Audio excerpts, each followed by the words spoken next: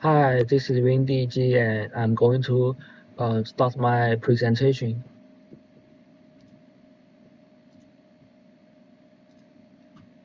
So, this is a part of the patient health records using advanced encryption standard. The input here is a patient health records. First, it will be transferred into ask value with the help of the message encoder component. The bytes are then encrypted with AES to get another sequence of bytes. Then the message encoder component will simply printed these bytes as hexadecimal values. This diagram shows how this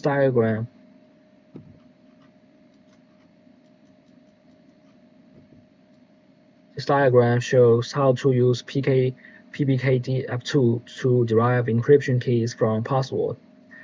The sender enters the password and sorts into the text input component and connects them to PBKDF2 component. And PBKDF2 component connect with the AES encryption component, which uses the derived key to encrypt the message. And the sender connects the output of the AES encryption component to a text output component, which shows the encrypted message. Let's play.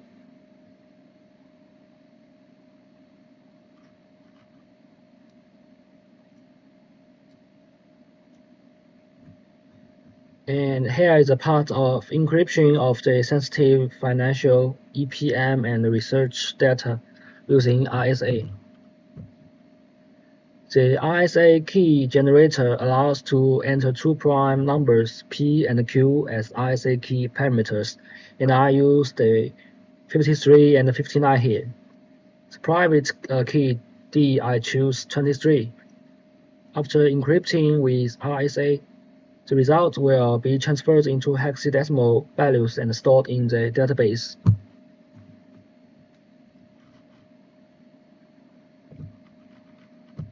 Here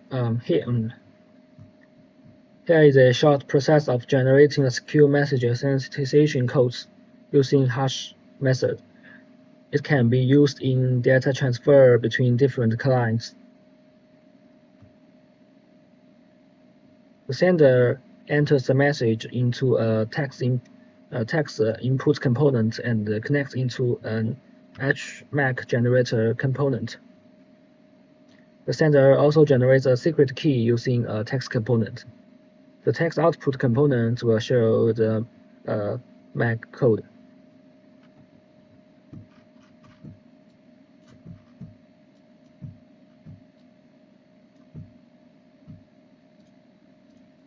Next, I'm going to show the single sign-on system.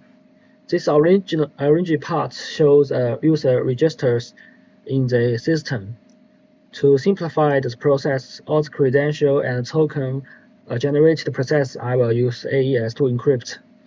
The username is stored in the database as well as his identity information, and he enters the password, and the password will be encrypted to make the user's credential here.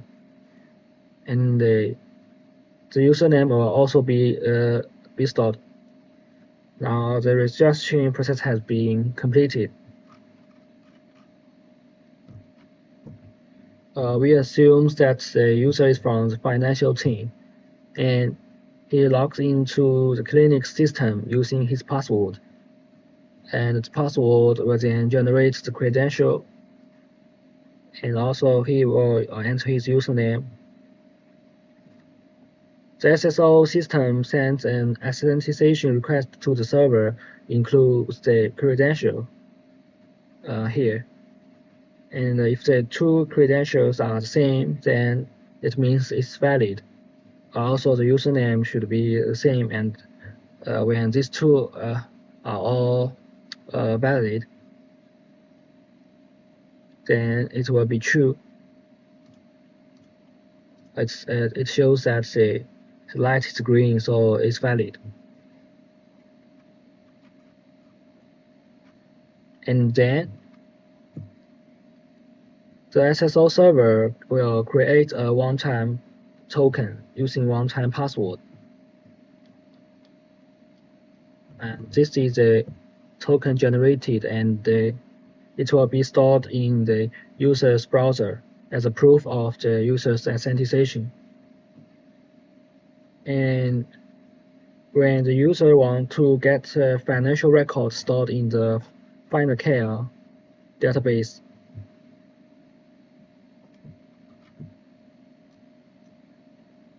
the Final Care will send a request to the SSO server to verify the token.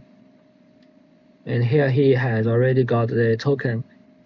And if these two tokens are the same, that means the token is valid.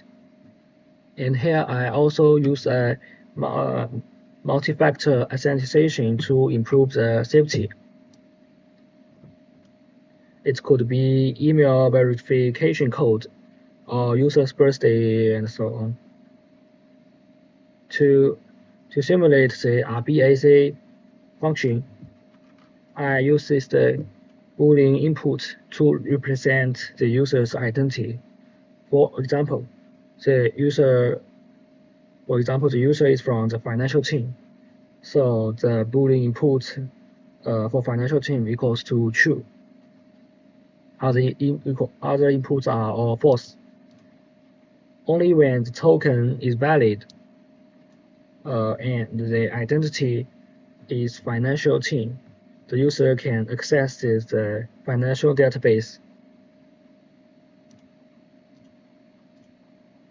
So let's play. We can see that the financial data light is green. That shows the user can access to this system. And when the financial team is false, we assume like maybe he's a medical staff. Then we make medical staff true and start. We can see the patient health record can be accessed by the user. Also, when the administrative is true, then he can access to the administrative documents.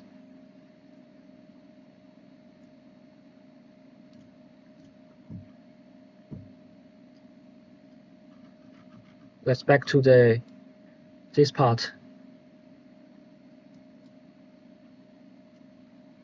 If we have entered the wrong password, then it will show that this is invalid.